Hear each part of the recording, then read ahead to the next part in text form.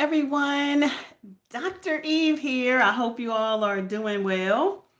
Today, we are going to be healing with our words.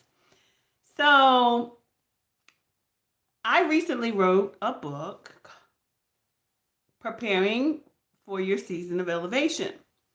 And in preparing for that book, I had to go back down memory lane a lot, right? So it's a collection of short stories and a journey that I take people on so that they can begin to map out their lives and find those things that were hidden, like those things, those gifts, those talents, but also to look at those things and how we can speak a different thing over our lives, right? Like because the life and death is in the power of our tongue. That's what God says, right? And so today I'm going to use a simple word like happy versus sad. And I want you to follow me on this journey because it's very important that when we feel a certain way, it's okay to feel your emotions. It is okay. It's totally okay to feel your emotions. But when we think about how we heal from our emotions, we have to affirm. We have to affirm and, kind of put this our flesh, under subjection. And by putting it under subjection, we have to, okay, well, what does it mean? Like, I feel some kind of way today and I don't know what this all is, but let's talk about sad.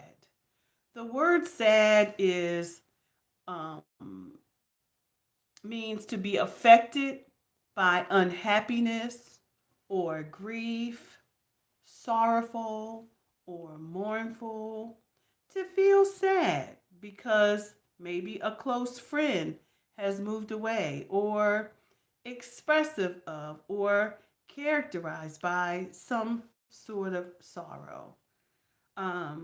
Sad looks, a sad song, or something that causes sorrow, a sad disappointment, or sad news. So these things naturally occur in our lives, right? Naturally occur. But one of the things that we want to do is reverse what we're feeling, because there's something about feeling something and staying there. We don't want to stay there. We're going to have these moments in life where things happen and it might be a sad moment. But for some of us, we get stuck there. So throughout my short stories, you will notice that there were a lot of moments when I felt sad, whether that's being sad about how I looked, being sad about how people treated me, or being sad because I wasn't like everyone else, when in actually, God, I was different. And that was okay. So the thing is, how do I, um, because many of the things that I was sad about lived with me for a very long time. They lived with me throughout my marriage. They lived throughout me when I was nurturing my children. They lived with me when it came to monitoring how other people treated my children. I would become easily disturbed when certain things happen. And so let's talk about what it means to be happy because we are all healing from some things. And so we talked about sad, but what is the opposite of sad? So when I think about what I desire in my life, I want to look at what I don't want to be, and then I want to look at what I want to be. And in order to define what it is that I desire out of life, I want to take a deeper dive into the things that I want in my life. I don't want sad. So, what's the opposite of sad? Well, I want to be happy. Let's look at the word happy.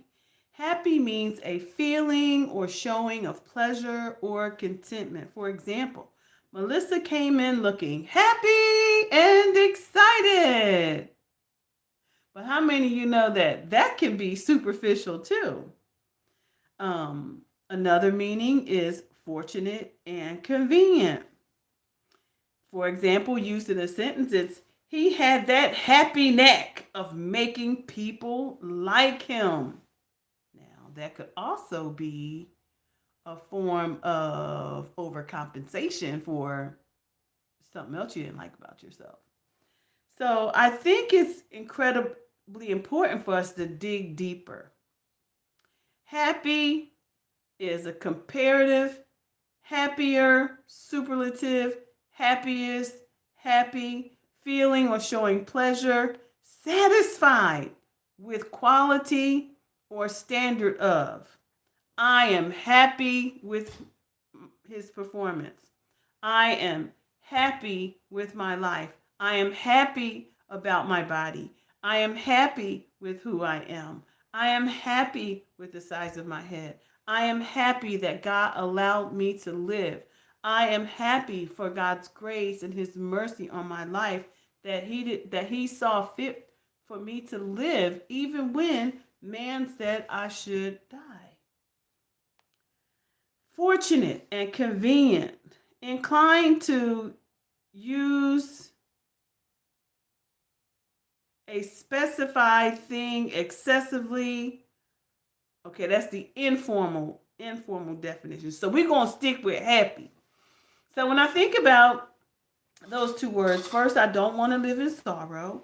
There were a lot of things again in my childhood that I just, as I've journeyed and mapped out in my life, things that I wasn't comfortable with, and it's noticeable in my stories, but it was supposed to be because I want us to begin to think about mapping your story. It's so important to map our stories, and so that there are things in there. There's some beautiful things hidden inside of those stories, even sometimes when they don't feel so good. Because guess what? God never left us. And remember that what we saw was not what God said about us.